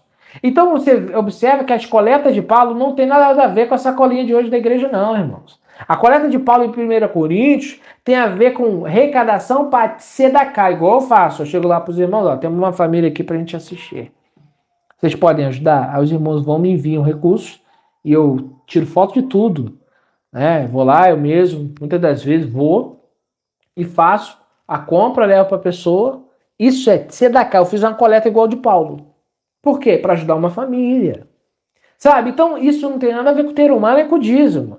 Esse texto se aplica dessa forma, porque tem um contexto lá, Paulo está explicando, coleta para os pobres. Então não tem nada a ver com essa oferta que a igreja pede. Que aí que a igreja pede, ela não deveria pedir do jeito que usar esse texto de Paulo para pedir. É muito mais fácil chegar, irmãos, nós estamos precisando pagar a luz, a água aqui, fazer uma manutenção aqui. E quem pode ajudar aqui? Quem pode ajudar? Quem pode ajudar? Quem puder ajudar? Isso seria ter o mar. Agora, o pastor, quando se utiliza as cartas paulinas, especialmente de Corinto, para pedir oferta no culto, ele está distorcendo o que Paulo fez. E é aí que entra a interpretação bíblica. As pessoas hoje estão pegando textos isolados, sem ler o contexto, para aplicar dentro do culto. E aí tá virando essa miscelana. E as pessoas não querem que eu fale. Tá virando miscelana, tá virando bagunça. Porque agora pega um texto isolado, não, pode comer carne de porco. Por que pode comer carne de porco? Não, porque Pedro viu um lençol. E naquele lençol uma voz disse, Pedro mata e come. Mas se eu nunca comi coisa imunda, não diga que é imundo que eu purifiquei. Aí o pastor prega, terra. Aí todo mundo sai alegrinho, e entra no porco, e entra no toicinho, e entra no bacon, porque o pastor leu. Mas você leu o texto todo? Existe uma lógica para aquilo, existe uma interpretação correta. Lá na frente, Pedro diz, eu entendi que Deus falava sobre os gentios. Ponto. É a interpretação correta e a aplicação correta. Mas está cheio de gente por aí querendo ser ensinador, precisando aprender. Primeiro, fazer uma interpretação bíblica, igual o Milson, que não sabe ler Bíblia e não interpreta coisa nenhuma e está ensinando. E o povo segue. Tem que ver o povo dele questionando aqui. Ô, gente, faz uma interpretação bíblica correta. Lê um texto antes, um texto depois.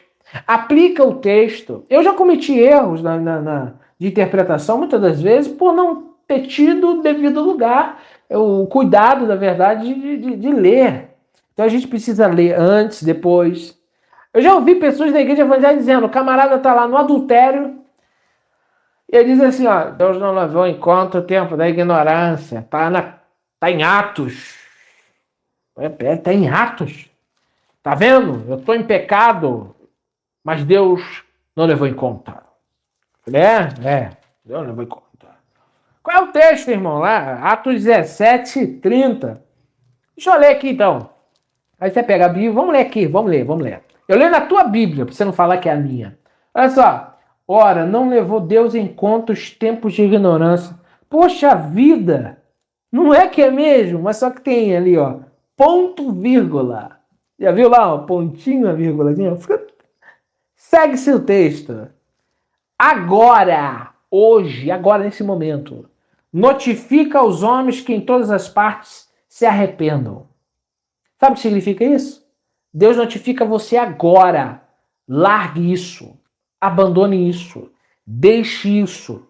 Deixe o pecado. Então, se você, por exemplo, estiver com um livro que não é teu, devolva. Se você está com um carro que não te pertence, devolva. Se você está com uma casa que não é tua, devolva. E se você está com outras coisitas que não é tua, devolva. É isso que o texto está dizendo. Arrependimento é essa ação. Mas você vê como que a pessoa pega o texto e distorce. Mas por que distorce? Porque não lê o texto todo. E veja como um trabalho importante de interpretação bíblica. Não dá 1h30 falando de Bíblia. Né? Às vezes as pessoas dizem assim, poxa, irmão Felipe, é muito tempo de live. Eu sei, irmãos, que é muito tempo. Mas como que você vai ensinar um povo e não tiver tempo? Eu estou me propondo a fazer uma live aqui de 1h30 todos os dias, justamente, irmãos, para abençoar a vida dos irmãos. Para que vocês possam ser ajudados. Pegue tudo que eu falei aqui, compare com a verdade.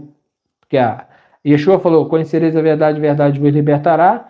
Mas Yeshua disse, santifica-os na tua palavra, a tua palavra é a verdade. Então a palavra de Deus é a verdade, não sou eu. Pega na Torá o que eu estou falando aqui e aplica. Tá bom? Espero ter respondido a irmã Ivete que pediu para falar da Trindade. Trindade é uma doutrina católica, defendida pelos protestantes que dizem que não são católicos. Mas são. E eu li aqui, muito coerente, a doutrina... Quem é o Espírito Santo? É o sopro. Fôlego, a palavra ruach. É vento no hebraico ou fôlego. É o sopro.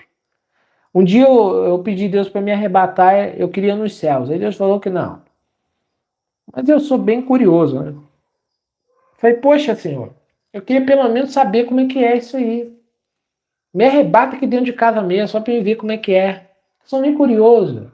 E eu faço esses pedidos a Deus, né? E eu acho bem legal isso.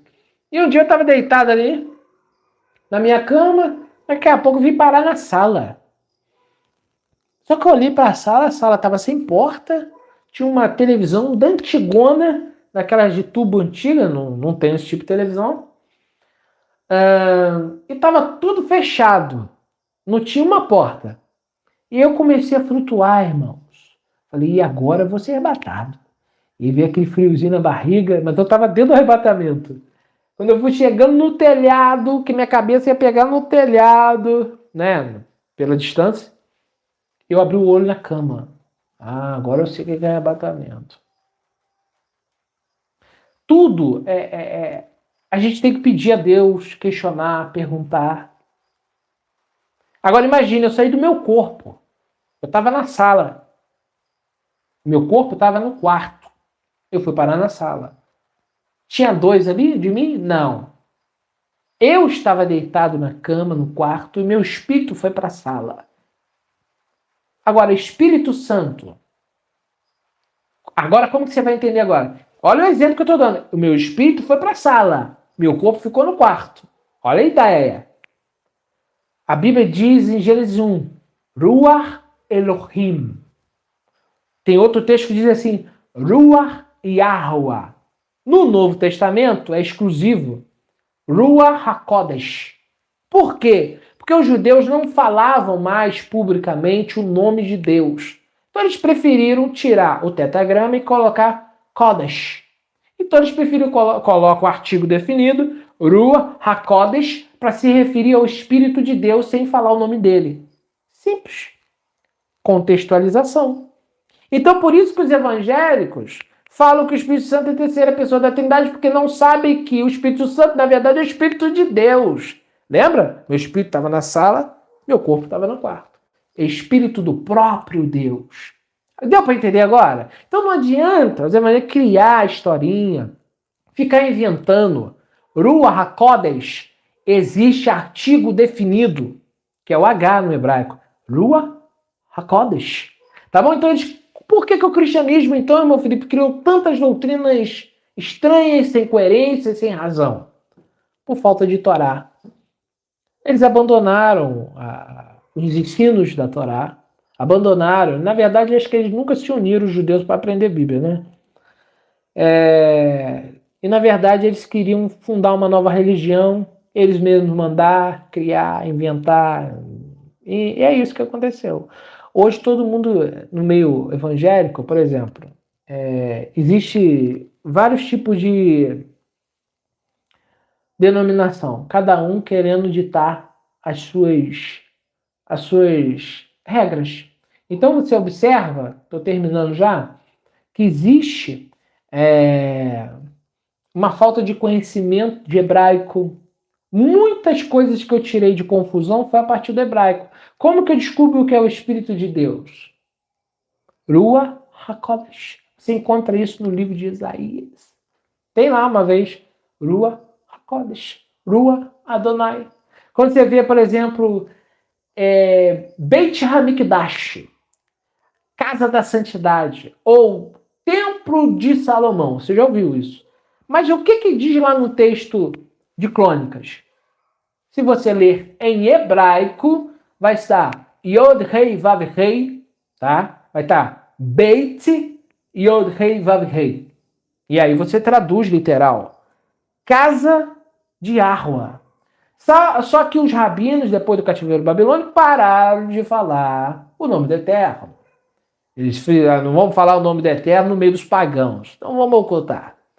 E aí o que eles fizeram? Pararam de falar Beit Yahweh e começaram a falar Beit HaMikdash, que significa Casa da Santidade. Quer dizer, em outras palavras, quer dizer a casa onde Deus mora. Mas usando outras palavras, e então eles tiravam o tetragrama. Sabe? Então, Você só vai ser enganado se você não for para a fonte. Se você for para a fonte, você vai aprender que é Elohim e não Elohim, como colocou ali no livro. A pessoa quer ensinar teologia e coloca errado, ainda pode ser um H. Elohim não existe em hebraico, não, irmão. Existe só na cabeça de quem acredita. Se chama Elohim, tá bom? Essa é a pronúncia. Elohim. E aí a falta desse conhecimento do hebraico está fazendo as pessoas errarem. Tá bom, querido? Forte abraço, que até nos ilumine. É o que eu tinha para falar aqui da Trindade, já falei. Os concílios, né? Eu até vou falar algumas coisas aí.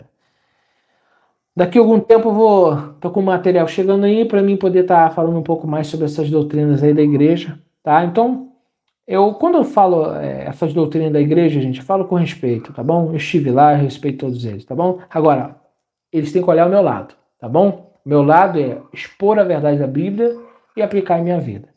Sabe, Yeshua, ele é filho do Eterno, mas o Eterno é indivisível, tá bom? É monoteísmo na veia, tá bom? Forte abraço, que até nos abençoe e vos ilumine. Shalom Lecolam, obrigado à irmã que abençoou no superchat. Eu sou até criticado por ser abençoado.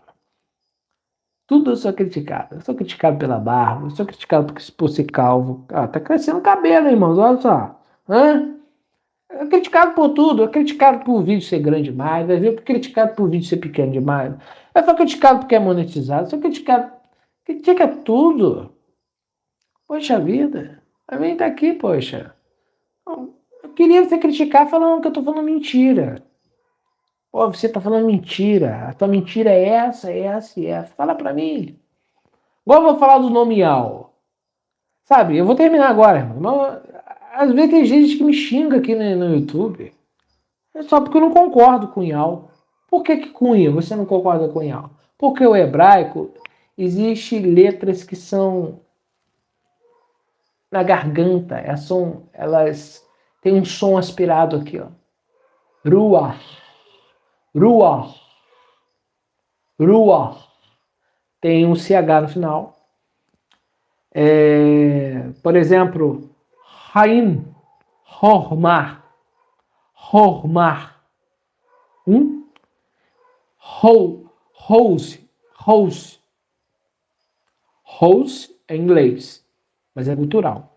Então, quando eu digo que Yal, o Romilson engoliu o gutural, a gutural do hebraico. Elohim, por exemplo. Elohim, Elohim. É gutural, é Elohim. Por que é Elohim e não Elohim? Por causa do H. Aí, incrivelmente, o Romilson, ele teve uma revelação que o H é mudo. Ele está indo contra a língua hebraica, ele está indo contra uma história, ele está indo contra os textos bíblicos.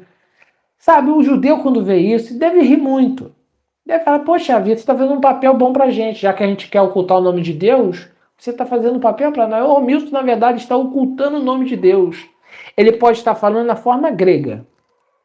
A forma hebraica é aspirada, porque o H é aspirado. Procure professores, vocês aí que seguem o grupo de aula, pergunte para um professor de hebraico, professor, é Elohim ou Elohim? Pergunta, faça o teste, pergunta quantos vocês quiserem perguntar. Todos vão dizer que é Elohim. Já estou dizendo por quê. Porque o Elohim tem o H, e o H é a letra Re, e a letra Re é gutural. Letra Re é gutural, letra Ret é gutural, letra Raf é gutural. Sabe, até o Ain é gutural. Não é nem Yeshua. Seria Yeshua. Porque é bem difícil, é quase vomitando. Não se fala quase. Havia uma dificuldade linguística muito grande de se falar Yeshua lá na Galileia. Por causa disso, por causa dessas guturais. Tá? Então, quando ele diz, não, eu te recebi por revelação, peraí, a revelação está faltando a letra Re, meu irmão. Porque você vai encontrar Hormar, que é gutural, é o Raf, Hormar. Você vai encontrar Elohim, que tem o H, que é gutural. Isso é particular do hebraico, são muitas palavras. Lehem, Lehem, Lehem, Lehem. Bet Lehem. Beit Lehem, casa do pão. Belém. Tem Lehem. O het, gutural. Então vai ter muitas palavras. Lehitraot. Você viu o H? Lehitraot. Bem levinho, né? Lehitraot. Adeus. Foi. Então, por quê? Por causa do H.